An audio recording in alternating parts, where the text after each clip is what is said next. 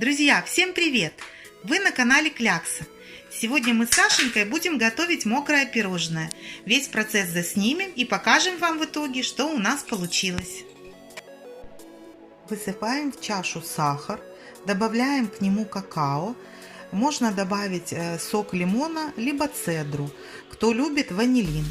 Все это тщательно перемешиваем. В полученную смесь вливаем молоко. И опять же все тщательно перемешиваем, чтобы не было комочков. Добавляем растительное масло без сахара и опять перемешиваем до однородного состояния.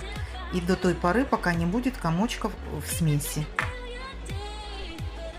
Растительное масло лучше перемешать при помощи миксера. Тогда получится более однородная структура.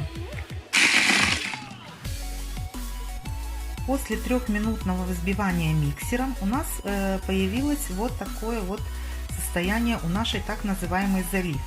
Теперь эту заливку мы отставим в сторону и приступим к приготовлению теста. В отдельной миске смешиваем яйца с сахаром. Будем взбивать их миксером. Масса должна быть белой и пушистой. Взбивали мы 5 минут, и вот такая масса у нас получилась. Она побелела и увеличилась в объеме в 2 раза. Забыла добавить, что к сахару мы еще добавили 15 грамм ванильного сахара. Теперь добавляем муку и тоже все перемешиваем. Будем опять мешать миксером. Вот такая консистенция у нашего теста получилась. Соду мы погасили уксусом и теперь вливаем ее в наше тесто. Мы перемешали гашеную соду с полученным тестом, и теперь в наше тесто мы будем добавлять, к примеру, примерно половину нашей заливки. И снова будем взбивать миксером. Тесто вот такой жидкой консистенции у нас получилось. Теперь мы застилаем форму пергаментом и будем выпекать наш пирог. Форму мы смазали растительным маслом без запаха и выливаем сюда полученное тесто. Пирог выпекается в разогретой до 200 градусов духовке, 15 минут при температуре 200 градусов, потом уменьшаем температуру до 180 градусов и выпекаем еще где-то 15 минут. Готовность проверяем деревянной шпажкой. Первые 15 минут желательно духовку не открывать, чтобы пирог не осел. Простоял наш пирог в духовке 25 минут. И вот в итоге вот такой получился. На готовность мы его проверили деревянной спичкой, можно шпажкой. Если спичка сухая, как вы знаете, значит пирог готов. Теперь мы его будем разрезать порционно на квадратики, ну или в произвольном порядке, как вам нравится. Разрезали наш пирог на квадратики.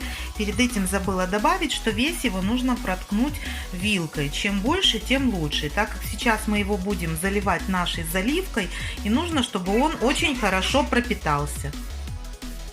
Выливаем всю заливку на наш пирог и ставим еще минут на 5 в духовку, так как ингредиенты у заливки были сырыми. Наше пирожное остыло и пропиталось. Вот оно имеет вот такой вот вид. Влажное, нежное по консистенции, мокрое, очень-очень вкусное. Мы это пирожное пекли первый раз. Специально вам показали, что получается у пекарей-чайников, скажем так. И что можем вам сказать на это? Пеките, не бойтесь. Оно обязательно у вас получится. По вкусу очень и очень вкусное. Нам понравилось. Мы с Сашенькой говорим вам до свидания.